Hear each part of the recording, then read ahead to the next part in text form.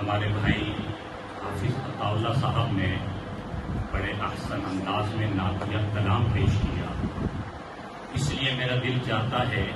کہ میں اپنی بات کا آغاز اپنے نبی کی شان میں کچھ اشعار پیش کر کے کروں۔ کسی نے آقا مدنی صلی اللہ علیہ وسلم کی شان میں اپنے عشق کا اظہار کیا، اپنی محبت کا اس انداز میں اظہار کیا۔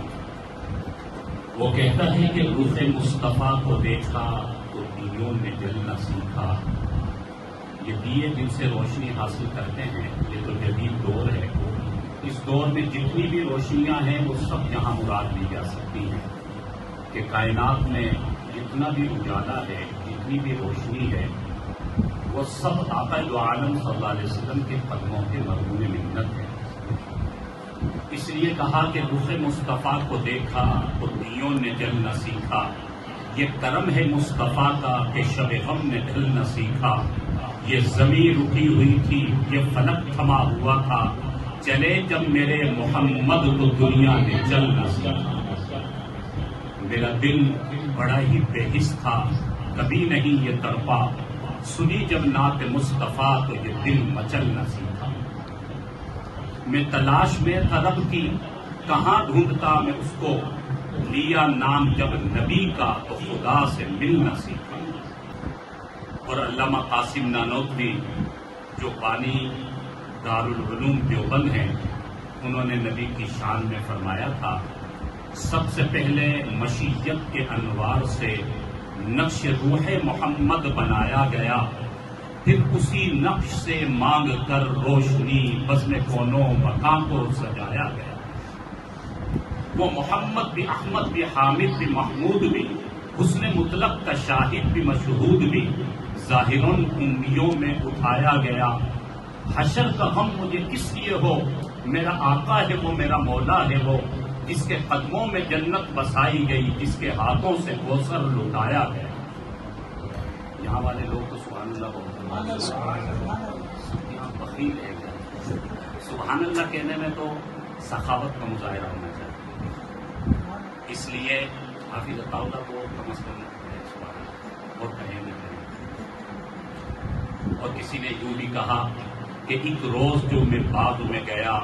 تو سب طوطیاں تھی شیریں زباں، کہتی تھی نعت مصطفیٰ بلغ العلا بکمالہ، بلبلیں سب سو بسو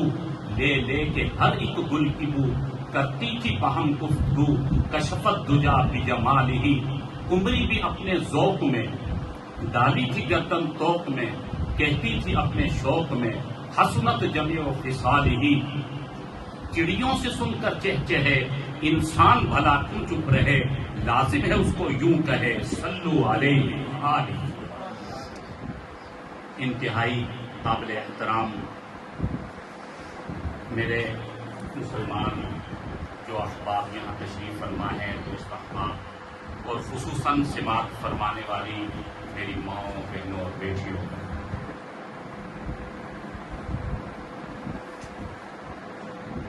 آج کا یہ پروگرام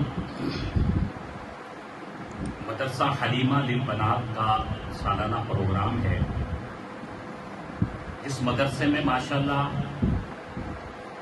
تقریباً 15 کے قریب بچیوں نے قرآن کریم مکمل کرنے کی سعادت حاصل کی۔ اہلیان علاقہ کے لیے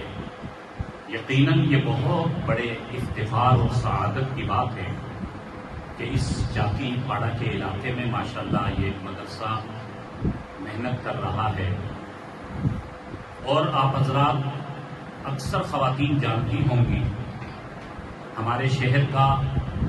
ایک عظیم دینی ادارہ جو مدرسۃ البنات کے حوالے سے کافی معروف و مشہور، اور جہاں کی خدمات وقتاً فوقتاً ہم سنتے ہیں، ہر سال جہاں پر ماشاءاللہ بچیاں عالمہ بن کر، حافظہ بن کر اور ناظرہ قرآن کریم پڑھ کر ماشاءاللہ اپنے اپنے علاقوں میں کام کر رہی ہیں۔ ہمارے شہر میر الفاظ کے علاقے جگنو ٹاؤن میں واقع مدرسہ سمیہ للبنات جو الحمدللہ عرصہ دراز سے دینی خدمات میں مصروف عمل ہے۔ ہمارے بزرگ یادگار اسلاف حضرت اقدس حضرت مولانا عنایت اللہ ساجد صاحب دامت برکاتہم حفظہ اللہ، اللہ تعالیٰ حضرت کو مکمل صحت عطا فرمائے، تا حیات اللہ تعالیٰ انہیں تر و تازگی نصیب فرمائے۔ حضرت کی سرپرستی میں الحمدللہ وہاں مدرسہ سمیہ للبنات کام کر رہا ہے، اور مدرسہ سمیہ للبنات کے زیر اہتمام کئی شاخیں یا دوسرے لفظوں میں کہیں کئی برانچیں جو ماشاءاللہ اپنے اپنے علاقوں میں کام کر رہی ہیں۔ حضرت کی سرپرستی میں ماشاءاللہ یہ خیر کا کام چل رہا ہے۔ اللہ تعالیٰ جزائے خیر دے حضرت کے صاحبزادگان اور خصوصاً حضرت کی صاحبزادیوں کو کہ جنہوں نے ماشاءاللہ پہلے مدرسہ سمیہ للبنات سنبھالا اور پھر اپنے اپنے گھروں کو گئی تو وہاں جا کر بھی دین کا چراغ جلایا، اللہ کے قرآن کی شمع کو جلا کے رکھا۔ اسی سلسلے کی یہ کڑی ہے جو یہاں مدرسہ حلیمہ للبنات کی صورت میں یہاں پر ہمیں روشنی نظر آ رہی ہے۔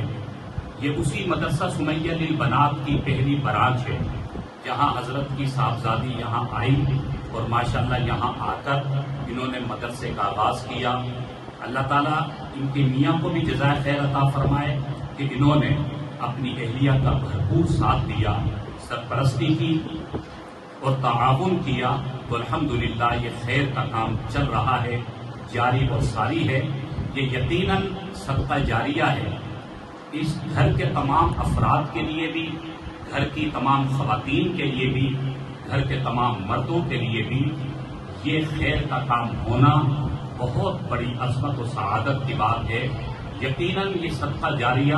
جو دنیا میں بھی کام آنے والا ہے اور آخرت میں بھی یقیناً ان سب کے لیے یہ درجات کی بلندی کا سبب بنے گا۔ الحمدللہ مدرسہ حلیمہ للبنات سے اس سال 15 بچیوں نے قرآن کریم مکمل کیا ہے۔ میں ان بچیوں کو بھی جو ہماری بیٹیاں ہیں مبارکباد دوں گا، اور ان کی مائیں یا ان کی بہنیں جو یہاں پر اس پروگرام میں تشریف لائی انہیں بھی مبارکباد دوں گا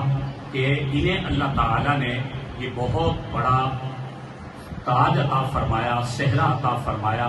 بڑی سعادت عطا فرمائی کہ آپ کی بچیوں نے بحمدللہ قرآن کریم مکمل کر لیا۔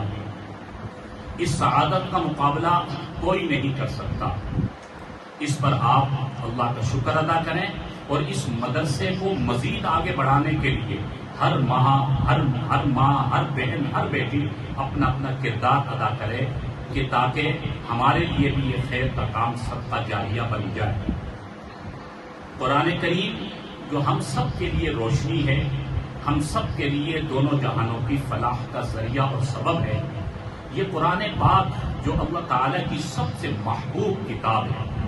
یہ قرآن پاک اللہ تعالیٰ نے پہلے اسے خود تلاوت فرمایا۔ میری ماں اور بہنوں، یہ جو کلام ہم پڑھتے ہیں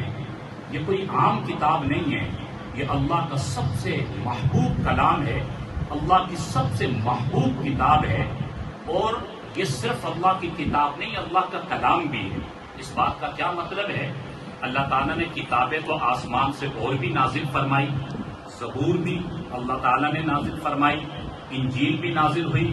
اسی طرح تورات، دیگر صحائف، دیگر تختیاں، یہ سب اللہ کی طرف سے نازل ہوئی، لیکن یہ سب اللہ کی کتاب ہے، اللہ کا کلام نہیں ہے۔ لیکن آخر میں اللہ نے اپنے محبوب حضرت محمد رسول اللہ صلی اللہ علیہ وسلم کے سینے پر جو کتاب نازل فرمائی، جو میری اور آپ کی اور پوری امت مسلمہ کی ہدایت کے لیے اللہ تعالیٰ نے جس کتاب کو نازل فرمایا، یہ نہ صرف اللہ کی کتاب ہے بلکہ اللہ کا کلام بھی ہے۔ اللہ کا کلام یعنی اللہ کا تکلم کیا ہوا۔ پہلے قرآن کریم کو اللہ تعالیٰ نے خود تلاوت فرمایا، اللہ کی ایسی محبوب کتاب کہ جسے پہلے اللہ نے خود پڑھا اور اس کو پسند فرمایا اور اس کو اپنی محبوب ترین کتاب قرار دیا، اور پھر حضرت محمد صلی اللہ علیہ وسلم کے سینے پر نازل فرمایا اور ہمیں یہ قرآن عطا ہوا۔ تو ہم بڑی خوش نصیب امت ہیں کہ اللہ تعالیٰ نے ہمیں آخری نبی بھی وہ نبی عطا فرمائے جو تمام نبیوں کے سردار نبی ہیں، جو سب سے افضل و اعلیٰ ہیں، اور اللہ نے ہماری ہدایت کے لیے جس کتاب کو نازل فرمایا، یہ کتاب بھی تمام کتابوں کی سردار کتاب ہے اور سب سے افضل ترین کتاب ہے اور اللہ کی سب سے محبوب ترین کتاب ہے۔ خوش نصیب ہیں وہ افراد، خوش نصیب ہیں وہ خواتین کہ جو اس قرآن کی عظمت کو سمجھتی ہیں، جنہوں نے قرآن پاک کی لاج رکھی، اس کی عظمت کو سمجھا، اس کو اپنے سینے سے لگایا، اس کو اپنے دل و دماغ میں محفوظ کیا اور اس قرآن کے مطابق اپنی زندگی کو بنایا، وہ دنیا میں بھی کامیاب، وہ آخرت میں بھی کامیاب۔ میری ماں اور بہنوں، میری اور آپ کی دنیا اور آخرت کی فلاح اللہ نے اس قرآن میں رکھی ہے۔ ہمارے ہر مسئلے کا حل اللہ نے اس قرآن میں رکھا ہے۔ کتاب انزلناہ الیک لتخرج الناس من الظلمات الی النور۔ اللہ فرماتے ہیں ہم نے اس قرآن کو نازل کیا، اس لیے نازل کیا کہ اس کے ذریعے سے ہم تمہیں اندھیروں سے نکال کر روشنی عطا کریں گے، تمہیں ظلمتوں سے نکال کر اجالے عطا کریں گے، تمہیں پستیوں سے نکال کر تمہیں اونچائی اور عظمت اور اوج ثریا پر پہنچا دیں گے۔ معلوم یہ ہوا ہماری عزت و عظمت کا ذریعہ یہ قرآن ہے، ہماری برکت کا ذریعہ یہ قرآن ہے، ہماری فلاح کا ذریعہ یہ قرآن ہے، ہماری سکون اور ہمارے راحت و اطمینان کا ذریعہ یہ قرآن ہے، اور دنیا اور آخرت کی کامیابی کا ذریعہ یہ اللہ کا قرآن ہے۔ اس لیے اس قرآن کی قدر کریں، اس قرآن کی عظمت کو سمجھیں۔ مجھے وہ حدیث مبارکہ یاد آئی، ایک موقع پر آپ صلی اللہ علیہ وسلم خطبہ ارشاد فرما رہے تھے، صحابہ اکرام کے سامنے بیان فرما رہے تھے۔ حضور صلی اللہ علیہ وسلم نے ارشاد فرمایا، ان هذه القلوب تصدع كما يصدع الحديد اذا اصابه الماء۔ فرمایا کہ سنو لوگو کہ جس طرح لوہے کو زنگ لگ جاتا ہے اس طرح دلوں کو بھی زنگ لگ جاتا ہے۔ جس طرح لوہے کو زنگ لگ جاتا ہے یعنی لوہے کی حفاظت نہ کی جائے، اسے یوں ہی باہر چھوڑ دیا جائے، اس پر شبنم پڑتے پڑتے، بارش کے قطرے پڑتے پڑتے یا پانی گرتے گرتے بلا آخر وہ لوہا زنگ آلود ہو جائے گا اور اس کی اہمیت کم ہوتی چلی جائے گی۔ بالکل اسی طرح فرمایا کہ ہمارے دل بھی زنگ آلود ہو جاتے ہیں۔ ایک حدیث میں آپ نے پھر فرمایا کہ دل زنگ آلود کیوں ہوتے ہیں؟ فرمایا کہ جب ایک انسان گناہ کرتا ہے اور گناہ کر کے توبہ نہیں کرتا، اللہ سے معافی نہیں مانگتا، تو اس گناہ کی وجہ سے اس کے دل پر سیاہ نقطہ لگ جاتا ہے۔ فرمایا اگر وہ توبہ کر لے گا تو سیاہ نقطہ نہیں لگے گا، بلکہ توبہ سے اللہ گناہ کو معاف فرما دیں گے۔ لیکن اگر توبہ نہیں کی، گناہ کیا، تو دل پر ایک کالا اور سیاہ نقطہ لگ جائے گا۔ فرمایا پھر وہ انسان دوسرا گناہ کر بیٹھے گا اور توبہ نہیں کرے گا، معافی نہیں مانگے گا، تو پھر اس کے دل پر دوسرا سیاہ نقطہ لگ جائے گا۔ اس طرح وہ گناہ کرتا چلا جائے گا اور دل پر سیاہ نقطے لگتے چلے جائیں گے۔ ایک وقت آئے گا جب دل زنگ آلود ہو جائے گا۔ میری ماں اور بہنوں، معلوم ہوا کہ ہم خطا کے پتلے ہیں، ہم سے گناہ تو ہوں گے، لیکن حکم کیا ہے؟ فوراً توبہ کر لو، فوراً معافی مانگ لو، اللہ کے آگے گر گڑاؤ، 2 رکعت نفل پڑھ کے اللہ سے معافی مانگو تاکہ دل پر سیاہ نقطہ نہ لگے۔ لیکن اگر توبہ نہیں کریں گے تو دل پر سیاہ نقطے لگتے لگتے ایک وقت آئے گا جب دل زنگ آلود ہو جائے گا۔ ہم میں سے کتنے ہی افراد ہیں، کتنی مائیں بہنیں ہیں، انہیں شکوہ ہوتا ہے کہ خیر کی بات ہمارے دل میں نہیں آتی اور ہمیں حق سمجھ میں نہیں آتا اور ہمارا قرآن پڑھنے کو دل نہیں چاہتا اور خیر کے کاموں میں ہمارا دل نہیں لگتا۔ اس کی وجہ یہی ہے کہ دل زنگ آلود ہو گیا۔ جب حضور علیہ السلام نے یہ بات ارشاد فرمائی تو صحابہ اکرام پریشان ہو گئے۔ وما جلاؤہا یا رسول اللہ، کہ اللہ کے رسول اگر ہمارا دل زنگ آلود ہو جائے تو پھر کیا کریں؟ اس زنگ کو دور کرنے کا طریقہ کار کیا ہے؟ جواب میں آپ صلی اللہ علیہ وسلم نے 2 باتیں ارشاد فرمائی۔ یہ 2 باتیں میری ماں اور بہنوں اور میری بچیوں آپ نے یہاں سے یاد کر کے جانی ہیں۔ آج کے سبق کا یہ خلاصہ ہے کہ دلوں کو صاف کرنے کا نسخہ، آج دلوں کی میل نے ہی تو ہمارے سکون کو اڑا کر رکھا ہوا ہے۔ آج جو ہر گھر میں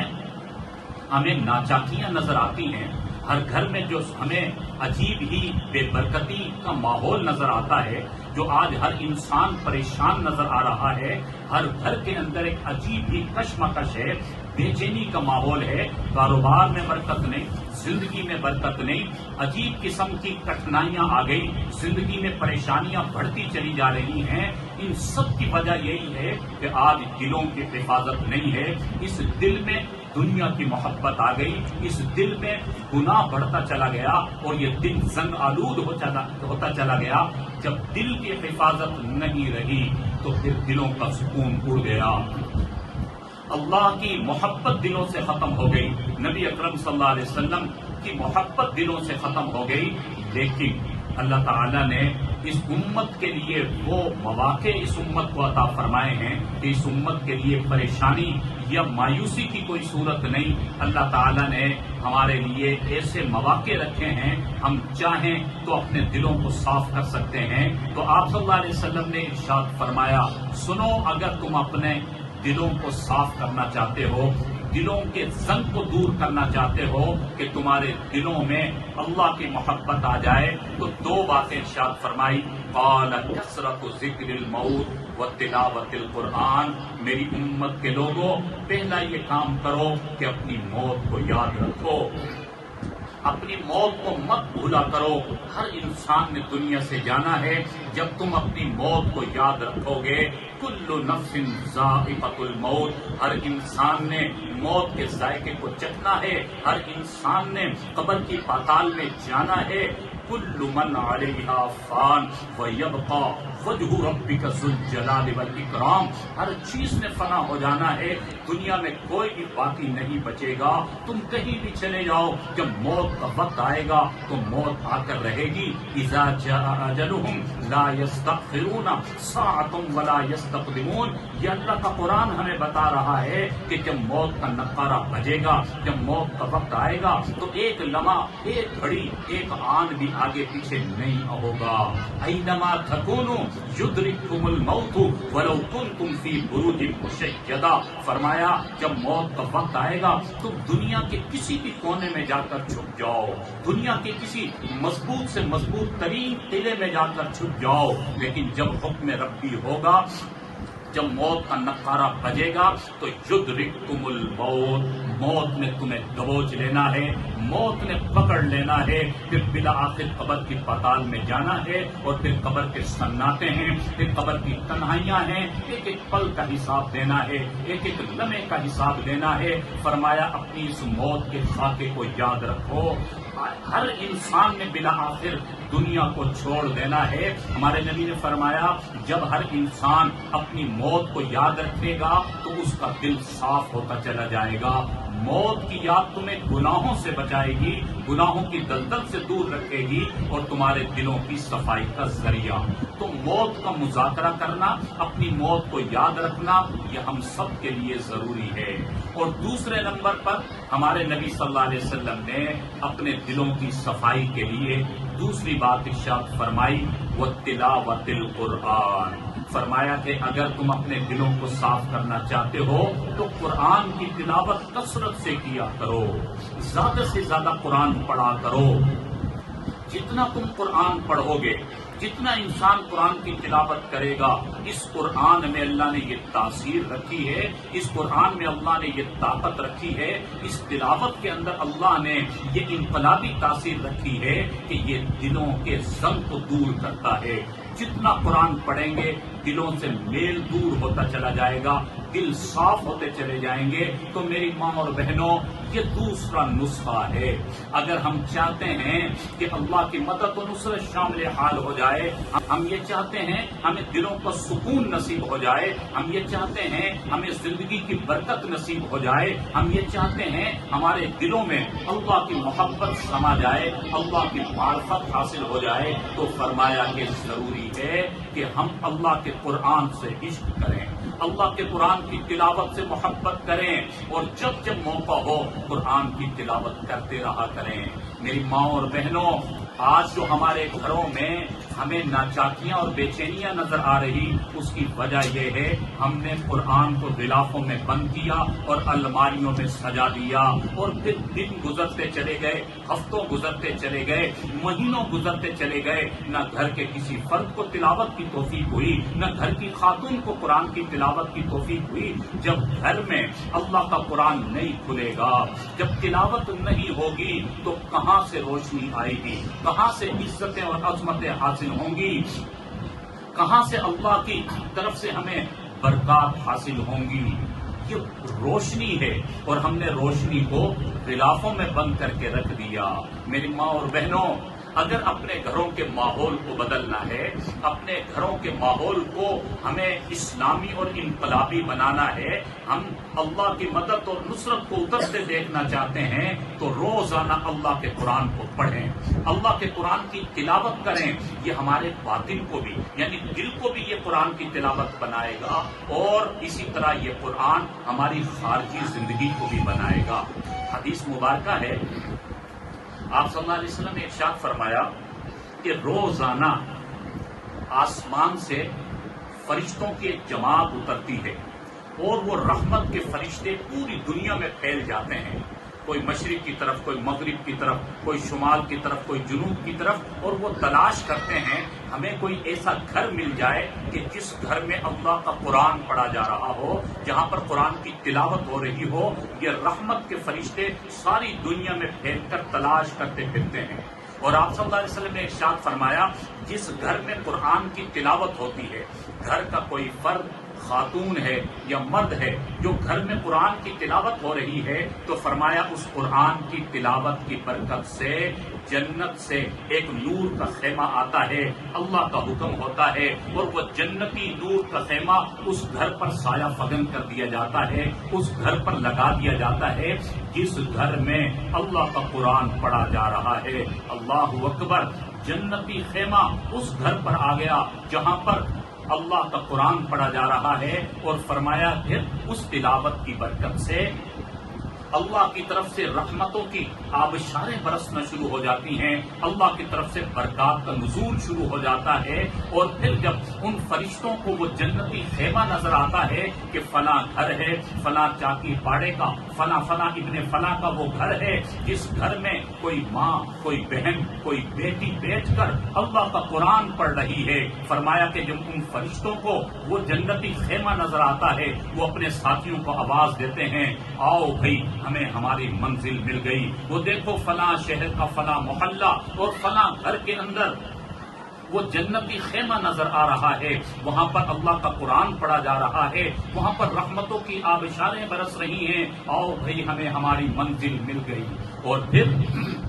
حدیث میں آیا وہ سب جمع ہو جاتے ہیں، وہ رحمت کے سارے فرشتے جمع ہو کر اس گھر میں نزول فرما جاتے ہیں، اس گھر میں نازل ہو جاتے ہیں، اور تلاوت کرنے والا یا تلاوت کرنے والی جو تلاوت ہو رہی ہے اس کی وہ تلاوت کو سننا شروع کرتے ہیں۔ کیا عجیب ماحول ہوگا کہ تلاوت کرنے والا یا تلاوت کرنے والی تلاوت کر رہی ہے، اور رحمت کے فرشتوں کا نزول اس گھر میں ہو گیا، اور اسی طرح اللہ کی طرف سے برکتوں کا نزول ہو رہا ہے۔ اور فرمایا کہ جب تک وہ قرآن کی تلاوت چلتی رہتی ہے اس وقت تک یہ ماحول رہتا ہے، اس گھر میں رحمتیں رہتی ہیں، اسی طرح اللہ کی طرف سے برکتیں آتی رہتی ہیں۔ جب تلاوت مکمل ہوتی ہے اور وہ قرآن پڑھنے والا اپنے قرآن کو، اپنی تلاوت کو مکمل کر کے قرآن کو رکھ دیتا ہے، تو فرمایا وہ جنتی خیمہ بھی واپس چلا جاتا ہے، اسی طرح وہ نورانی فرشتے بھی واپس چلے جاتے ہیں۔ اگلے دن پھر اسی طرح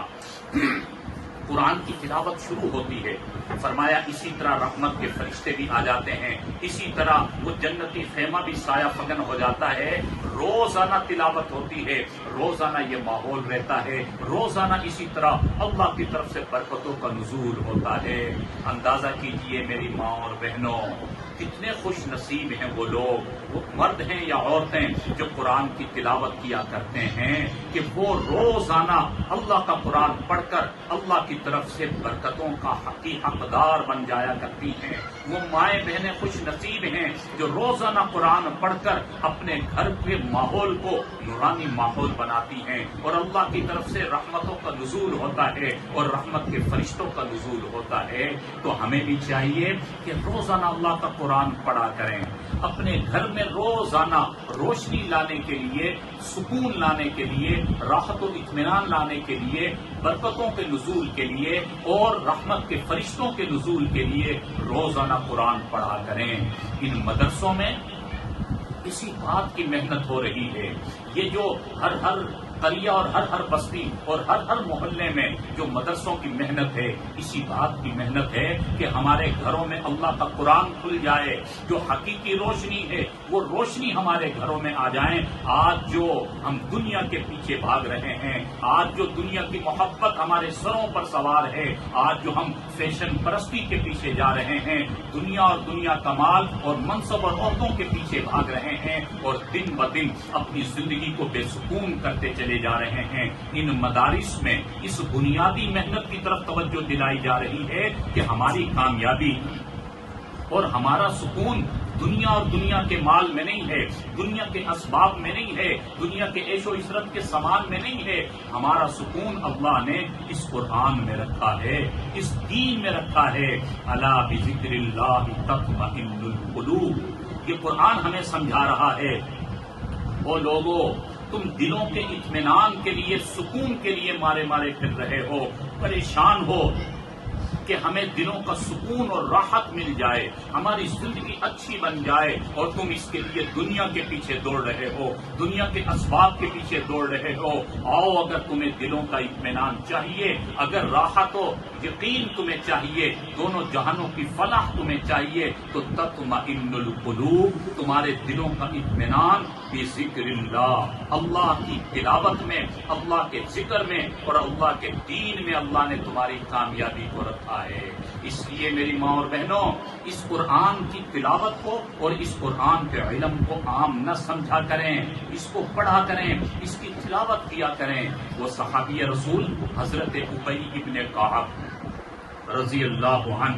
جو صحابی رسول ہیں، بڑے قاری قرآن تھے اور قرآن کے عاشق تھے، قرآن سے انہیں بڑی محبت تھی، روزانہ جتنا ان کو وقت ملا کرتا قرآن کی تلاوت کیا کرتے تھے۔ ان کا قرآن کا پڑھنا اللہ کو پسند آیا، اللہ تعالیٰ قرآن پڑھنے والوں کو پسند فرماتے ہیں۔ یہ ایک واقعہ کہ جس سے پتہ چلتا ہے کہ اللہ تعالیٰ اپنے قرآن پڑھنے والوں سے کتنی محبت فرماتے ہیں۔ روایت میں آتا ہے کہ ایک دن حضرت ابی ابن کعب رضی اللہ عنہ قرآن پڑھ رہے تھے اپنے گھر میں،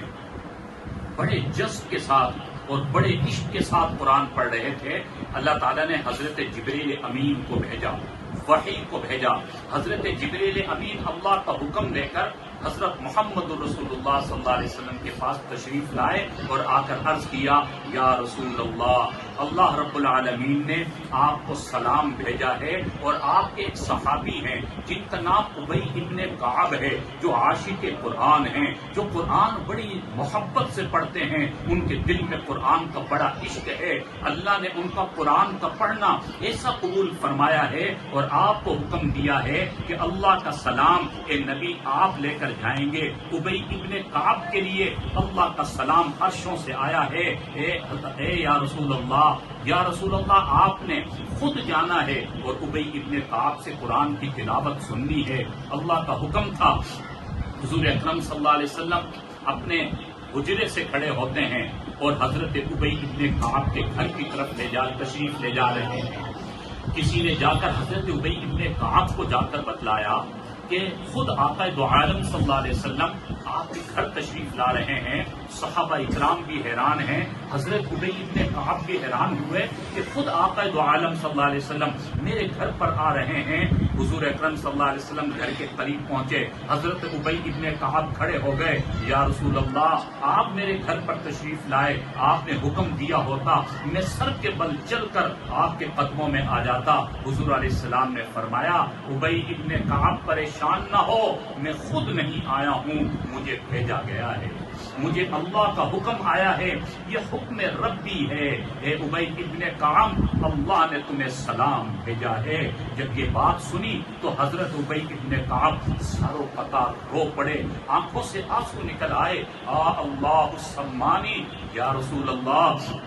کیا اللہ نے میرا نام لے کر مجھے سلام بھیجا؟ فرمایا کہ ہاں ابی ابن کعب، تمہارے دل میں جو قرآن کی محبت ہے، جو تم قرآن کی تلاوت کے عاشق ہو، روزانہ جو زیادہ سے زیادہ تم قرآن پڑھتے ہو اور بڑے عشق سے پڑھتے ہو، تمہارا قرآن پڑھنا اللہ کو اتنا پسند آ گیا ہے کہ اللہ نے جبریل امین کو بھیجا، مجھے حکم دیا کہ میں اللہ کا سلام تمہارے پاس پہنچاؤں، تمہارا نام لے کر اللہ نے کہا کہ ابی ابن کعب کو میرا سلام پہنچا دو، اور ابی ابن کعب تمہارے اس قرآن کی محبت کی وجہ سے مجھے حکم ربی ہوا ہے کہ میں تمہیں تم قرآن پڑھو گے، میں تمہارا قرآن سنوں گا۔ ابی ابن کعب رو کر کہنے لگے، یا رسول اللہ ہم تو آپ کے شاگرد ہیں، آپ قرآن پڑھیں، ہم آپ سے قرآن سنیں گے۔ فرمایا نہیں ابی ابن کعب یہ بھی حکم ربی ہے، آج تم قرآن پڑھو گے، میں محمد الرسول اللہ تمہارا قرآن سنوں۔ میری ماں اور بہنوں، یہ قرآن کی محبت اور یہ قرآن کا عشق ہے جس کے ثمرات اللہ تعالیٰ دنیا میں عطا فرمایا کرتے ہیں۔ مجھے ایک واقعہ اور یاد آ گیا، میں آپ کو وہ سنا کر اپنی بات کو سمیٹتا ہوں۔ بہت زیادہ پرانا واقعہ نہیں، ہندوستان کی تاریخ کا ایک پرانا واقعہ ہے۔ پچھلے دوروں میں جو سفر ہوا کرتے تھے وہ پیدل سفر ہوتے تھے، یا اونٹ پر سفر ہوتے تھے، یا گھوڑوں پر سفر ہوتے تھے، کئی دنوں تک سفر ہوا کرتے تھے۔ میاں بیوی کہیں سفر پر جا رہے تھے، دونوں میاں بیوی ہیں، ایک منزل سے دوسری منزل پر جانا ہے، یقیناً اس میں کئی دن لگا کرتے ہیں۔ کتابوں میں لکھا ہے کہ انہوں نے پورا دن سفر کیا، جب شام ہو گئی تو آپس میں مشورہ کیا کہ رات کو سفر کرنا مناسب نہیں۔ اس دور کے اندر مسافر خانے بنے ہوا کرتے تھے جنگلات میں، مختلف جگہوں پر،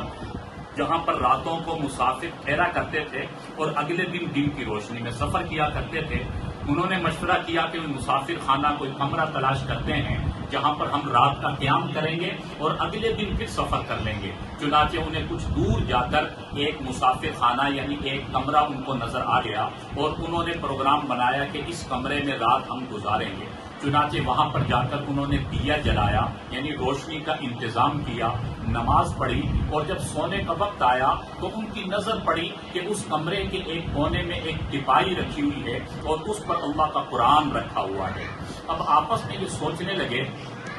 کہ یہ ٹپائی زمین پر ہے اور اس پر اللہ کا قرآن ہے، اگر اسی حال میں ہم سو جاتے ہیں تو نیند کی حالت میں انسان کو معلوم نہیں ہوتا، نہ جانے پاؤں کس طرف ہو جائیں، خدا نہ خواستہ اگر اس قرآن کی طرف ہمارے پیر ہو گئے تو یہ بے برکتی ہو جائے گی اور یہ قرآن کی بے ادبی ہوگی، یہ مناسب نہیں ہے۔ لہذا قرآن کو پہلے ہم کہیں اونچی جگہ پر رکھتے ہیں۔ انہوں نے روشن دان دیکھا، کوئی الماری ملے، اتفاق سے اس کمرے میں نہ کوئی روشن دان تھا نہ کوئی الماری تھی کہ جہاں قرآن پاک کو اونچی جگہ پر رکھتے۔ اب کیا کریں، اسی حال میں اگر سو جاتے ہیں تو قرآن کی بے ادبی کا احتمال ہے، ناقدری کا احتمال ہے۔ حالانکہ وہ عام سے گاؤں کے لوگ تھے لیکن دل میں قرآن کا ادب تھا، قرآن کا احترام تھا، اس لیے وہ ڈر رہے تھے کہ کہیں قرآن کی بے ادبی نہ ہو جائے۔ اب سوچ رہے ہیں، دن بھر کے تھکے ہوئے بھی ہیں اور اگلا دن کا سفر بھی کرنا ہے، اگر آرام نہیں کریں گے تو بھی پھر پریشانی ہوگی، کوئی پریشانی یا صحت کے لیے مسئلہ بھی ہو سکتا ہے، اور آرام کرنا بھی ضروری ہے۔ اب آپس میں سوچنے لگے، شوہر کہنے لگا کہ میرے دل میں ایک بات آ رہی ہے، ایسا کرتے ہیں کہ آدھی رات تک اس قرآن پاک کو میں اپنے سر پر رکھ کر کھڑا ہو جاتا ہوں، آدھی رات تک آپ آرام کر لو، آدھی رات کے بعد میں تمہیں جگاؤں گا، وضو کر کے تم قرآن کو اپنے سر پر رکھ کر کھڑی ہو جانا، میں آدھی رات تک یوں اس طرح سو لوں گا۔ اس طرح ہماری آدھی رات کی نیند کی قربانی تو لگے گی، لیکن خدا نخواستہ قرآن کی بے ادبی سے بچ جائیں گے، بے احترامی سے بچ جائیں گے۔ اس کی بیوی کہنے لگی آپ کا مشورہ ٹھیک ہے، ہمیں ایسا ہی کرنا چاہیے۔ چنانچہ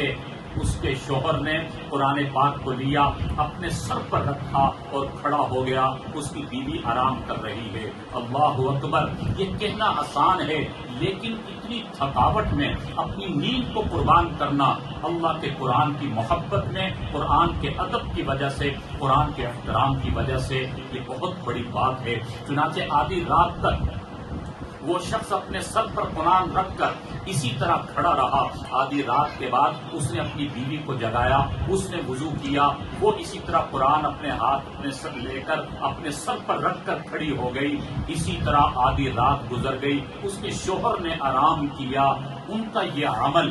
اللہ کو اتنا پسند آیا، کتابوں میں لکھا ہے کہ جب صبح کا سورج طلوع ہوا، جب صبح ہوئی تو اللہ نے ان دونوں میاں بیوی کو ایک ہی رات میں حافظ قرآن بنا دیا۔ دونوں کے سینوں میں اللہ نے قرآن اتارا۔ وہاں پر صبح کا سورج طلوع ہو رہا تھا اور یہاں اللہ کے قرآن کا سورج ان کے دلوں میں طلوع ہو رہا تھا، ان کے دلوں میں قرآن اتر گیا۔ اللہ نے حافظ قرآن بنا دیا ایک ہی رات میں۔ عام سے گاؤں کے لوگ ہیں، دیہات کے رہنے والے، لیکن قرآن کا ادب کیا، قرآن کا احترام کیا، تو اس کے بدلے میں اللہ نے دنیا والوں کو دکھایا اور بتایا کہ جو میرے قرآن کا ادب اور احترام کرے گا، میں آخرت میں تو جو بدلے دوں گا وہ اپنی جگہ پر، لیکن دنیا میں بھی ان کو محروم نہیں کیا جائے گا۔ یہ واقعہ ہمیں بتا رہا ہے میری ماں اور بہنوں، اگر ہم اس قرآن کی قدر کریں گے، اس قرآن سے محبت کریں گے، اس قرآن کا ادب اور احترام کریں گے، تو اللہ تعالیٰ دنیا میں بھی اس کا بدلہ عطا فرمائیں گے، دنیا میں بھی اللہ تعالیٰ ہمیں چمکائیں گے، اللہ تعالیٰ ہماری فلاح ہمیں عطا فرما دیں گے۔ اس لیے میری ماں اور بہنوں، اس قرآن کریم کی قدر کریں، قرآن کریم کو پڑھا کریں، اور ضروری ہے کہ اپنی اولاد کو اس قرآن کا زیور عطا کریں، قرآن کے علم کا زیور عطا کریں۔ میری ماں اور بہنوں، دنیا کا علم جو ہے یہ کوئی حرام نہیں ہے، خدا نخواستہ، اسکول کی تعلیم کوئی منع نہیں ہے، لیکن اللہ کے دین کا جو علم ہے یہ بنیادی علم ہے۔ دنیا کا جو علم ہے صرف دنیا میں کام آتا ہے، اور بعض دفعہ دنیا میں بھی کام نہیں آتا۔ کتنے ہی نوجوان ہیں جن کے پاس ڈگریاں ہیں، جو اچھی تعلیم حاصل کر چکے، لیکن بیچارے بے روزگار پریشان ہیں۔ لیکن جو دین کا علم ہے، جو قرآن کا علم ہے، جو حدیث کا علم ہے، یہ نہ صرف دنیا میں کام آتا ہے بلکہ آخرت میں بھی کام آتا ہے۔ یہ دونوں جہانوں میں کام آنے کا ذریعہ ہے۔ اس لیے اس دین کے علم کی قدر کریں، اللہ کے قرآن کا زیور اپنے بچوں کو ضرور دلوائیں۔ یاد رکھیے، مرنے کے بعد ماں باپ کے لیے جو صدقہ جاریہ ہوگا، جو آگے کام آئے گا، وہ یہی اللہ کے قرآن کا علم کام آئے گا۔ حدیث میں آتا ہے کہ جب انسان دنیا سے چلا جائے گا اور قبر میں جا کر سو جائے گا، اس وقت فرمایا یہ اللہ کا قرآن ہے۔ جب انسان قبر کی تنہائی میں ہوگا اور قبر کے سناٹے میں ہوگا، اس وقت یہ اللہ کا قرآن ہے جو اس انسان کو، اس میت کو تسلیاں دے گا اور کہے گا پریشان نہ ہو، اور اللہ کے حضور جا کر یہ سفارش کرے گا، اللہ کے حضور جا کر یہ شفاعت کرے گا، اور اللہ قرآن کی سفارش کو قبول فرمائیں گے۔ حدیث میں آتا ہے کہ یہ انسان جس نے دنیا میں قرآن کو سمجھا اور قرآن کے مقام کو سمجھا اور قرآن کی عظمت کو سمجھا، فرمایا کہ یہ قرآن اللہ کے حضور جا کر جب سفارش کرے گا تو قرآن کی سفارش پر اس کی قبر کو اتنا کشادہ کر دیا جائے گا کہ تا حد نظر جہاں تک اس کی نظر جائے گی قبر کو کشادہ کر دیا جائے گا، اور اس کے لیے وہاں نرم گرم بستر بچھا دیے جائیں گے، اور قرآن کی سفارش پر اس کی قبر میں جنت کی کھڑکیوں کو کھول دیا جائے گا۔ تو اس لیے دنیا کے اعتبار سے بھی، آخرت کے اعتبار سے بھی، اور قبر کی تنہائیوں میں بھی یہی قرآن کی وفا کام آئے گی، قرآن کی محبت کام آئے گی۔ اس لیے اہلیان علاقہ جتنی بھی یہاں پر مائیں بہنیں اور خواتین آئی ہیں، میں سب سے عرض کروں گا کہ اپنے اس علاقے کے مدرسے کی قدر کریں۔ مدرسہ حلیمہ للبنات جہاں ماشاءاللہ محنت ہو رہی ہے، یہاں پر اپنی بچیوں کو بھی بھیجا کریں اور اپنے اپنے انداز میں جس طرح ہو سکے اس مدرسے کے ساتھ تعاون کریں۔ جتنا ہمارا تعاون ہوگا وہ ہمارے لیے صدقہ جاریہ بنتا چلا جائے گا۔ اب دیکھیں ماشاءاللہ 15 بچیوں نے یہاں قرآن کریم مکمل کیا۔ اب یہ بچیاں جب تک خود قرآن پڑھیں گی، آگے جن کو اللہ توفیق دے گا آگے قرآن پڑھائیں گی، حدیث کے مطابق جتنا ثواب ان پڑھنے والوں کو ملے گا پڑھنے والوں کو بھی عطا فرمائیں گے، اور برابر کا ثواب اللہ ذریعہ بننے والوں کو بھی عطا فرمائیں گے۔ یعنی آپ نے کوشش کی مدرسے کے لیے اور مدرسے کو آگے بڑھانے کے لیے اور محنت کی، اور علاقے میں خواتین کو بچیوں کو مدرسے میں داخل کروایا اور مدرسے کے ساتھ تعاون کیا، مالی طور پر تعاون کیا، اخلاقی طور پر تعاون کیا۔ اب فرمایا کہ جب مدرسہ چلے گا بچیاں پڑھیں گی، جتنا جتنا ثواب ان کو ملے گا ان تعاون کرنے والوں کو بھی اللہ اتنا ہی ثواب عطا فرمائیں گے۔ اس لیے آپ اہلیان علاقہ کے لیے یہ بہت بڑی سعادت کی بات ہے، بلکہ غنیمت کی بات ہے کہ آپ کے علاقے میں ماشاءاللہ یہ ایک معیاری مدرسہ کام کر رہا ہے۔ اس لیے اس مدرسے کی قدر کریں اور اس کے ساتھ بھرپور قسم کا تعاون کیا کریں، اور اللہ سے دعا بھی کیا کریں، اللہ سے دعا بھی کریں اور اس کے ساتھ ساتھ تعاون بھی کریں۔ یہ ہماری اخلاقی ذمہ داری بھی ہے اور ہماری ایمانی ذمہ داری بھی ہے، اور انشاءاللہ یہ جو ہم اپنی ذمہ داری نبھائیں گے اس کا پھل ہمیں دنیا میں بھی انشاءاللہ ملے گا، مرنے کے بعد بھی ملے گا، اور آخرت میں بھی انشاءاللہ ہمیں اس کا پھل ملے گا۔ امید ہے کہ انشاءاللہ جتنی بھی مائیں بہنیں آئی ہیں وہ ان باتوں پر انشاءاللہ عمل بھی کریں گی، اور انشاءاللہ اپنے اپنے علاقے میں جا کر اس دعوت کو عام کریں گی۔ مدرسے کے لیے دام در میں سخن قلب میں جتنا ہو سکے گا انشاءاللہ یہ تعاون کیا کریں گی۔ میری دل سے دعا ہے کہ اللہ تعالیٰ اس مدرسے کو مزید ترقیاں نصیب فرمائے، اور جو معلمات محنت کر رہی ہیں، حضرت کی صاحبزادی جو پڑھا رہی ہیں، اللہ تعالیٰ انہیں شایان نشان اجر عظیم عطا فرمائے، اور گھر کے افراد جو تعاون کر رہے ہیں اللہ تعالیٰ سب کو شایان نشان اجر عظیم عطا فرمائے۔ اللہ تعالیٰ اس مدرسے کو مزید ترقیاں نصیب فرمائے، اور مین مرکز مدرسہ سمیہ للبنات کو بھی اللہ تعالیٰ مزید ترقیاں نصیب فرمائے اور عظیم الشان عمارت نصیب فرمائے۔ اللہ تعالیٰ تا قیامت ان اداروں کو قائم و دائم رکھے۔ جو کہا جو سنا اللہ تعالیٰ ہمیں عمل کی توفیق نصیب فرمائے۔ وآخر دعوانا ان الحمد للہ رب العالمین۔